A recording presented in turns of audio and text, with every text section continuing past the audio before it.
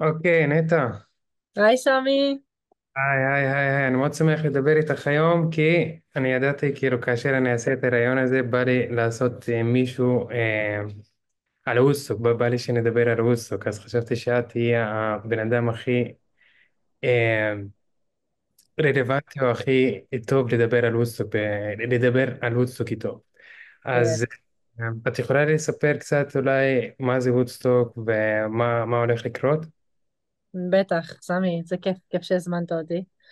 אה, לפני שאני אתחיל, סמי, אתה קלטת מה קורה באתר? ראית את האחוזים שלנו? זה יום חג היום.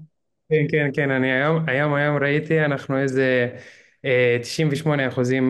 מההדסטארט. אולי תעשה רגע share screen, אנחנו חייבים רגע להראות את זה, על מה מדובר.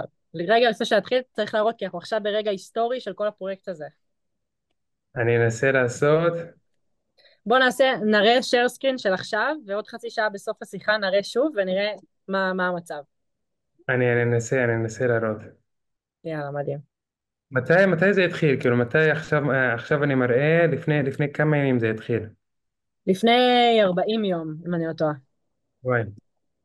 אז לפני 40 יום, הנה, אני עושה share screen. יס, תתקרב. אנחנו על 490,433 שקלים, שזה 98% מהיעד שלנו, של חצי מיליון שקל, תוך 40 יום, ואנחנו 3 ימים לפני סוף ההדסטארט, הוא אמור להסתיים ביום שישי, ואנחנו כבר מגיעים ליעד. אני אומרת עוד חצי שעה, בוא נראה אם המספרים כבר עלו, אולי בטעות כבר נגיע ל100% ברגע שנדבר, ואנחנו נוכל לצאת לחגוג ברחובות. וואי, זה יס, באמת מישהו. יס. אז עכשיו, מה אתה אומר?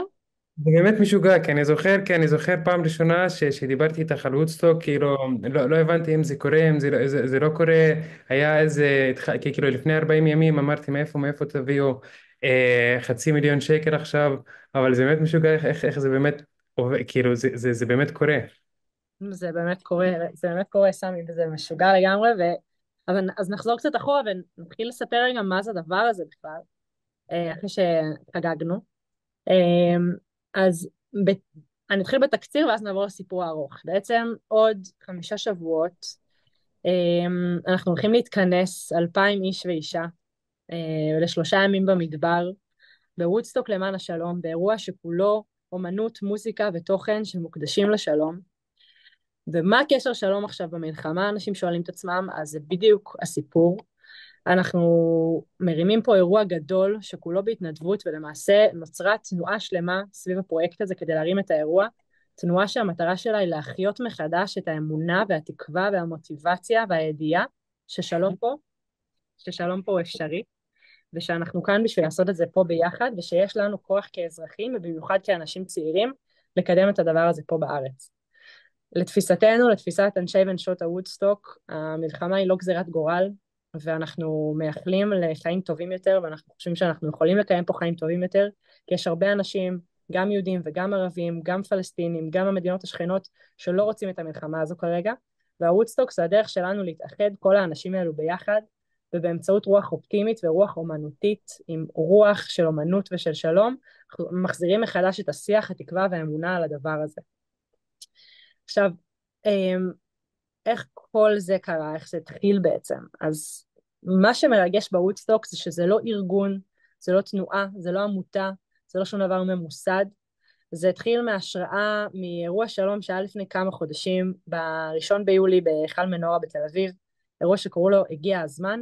זו הייתה התאחדות של 50 ארגוני שלום מרחבי הארץ, שהתאחדו לערב אחד בשביל להגיד הגיע הזמן לשלום.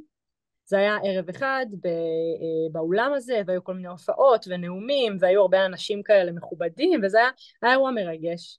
והייתה שם אישה אחת שקראו לה הדר שטרן, שהיא חברה ואישה יקרה, ואני ראיתי אותה בתוך האירוע הזה, היא נעמדה על הכיסא והתחילה כאילו לשיר ולצעוק בהתרגשות עם יעל דקלבאום לתפילת האימהות מכל הלב, ואני חשבתי כאילו וואו, מה קורה עם הבחורה הזו?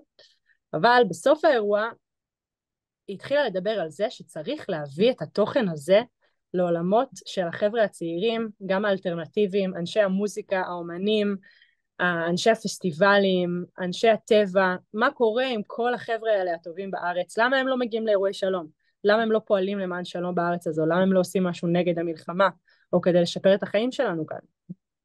ובעצם היא הצליחה לסחוף איתה עוד 5 חברות, שאני אחת מהן, כל אחת הביאה חברה. והתחלנו להתכנס 6 בנות ולחשוב על רעיונות לדבר הזה, איך עושים וודסטוק, מה זה אומר, ולמה וודסטוק בכלל, השם הזה מאיפה הוא הגיע. הוא הגיע מתוך השראה מזה שלפני 55 שנה בארצות הברית התכנסו 500,000 איש לפסטיבל מוזיקה, שהוא היה הרבה יותר מפסטיבל מוזיקה, הוא היה סמל של תנועה של חבר'ה צעירים שאמרו אנחנו רוצים להפסיק את המלחמה בווייטנאם, ואנחנו לא רוצים להתגייס ולמות במלחמה שגזרו עלינו מלמעלה מקבלי החלטות, ואנחנו רוצים לעצור את הגזענות והאפליה נגד שחורים בארצות הברית, ואנחנו רוצים חופש ואהבה ושוויון זכויות לכולם.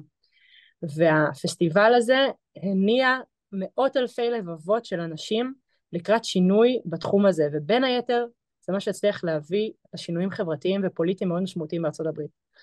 אז מבחינתנו זה איזושהי דוגמה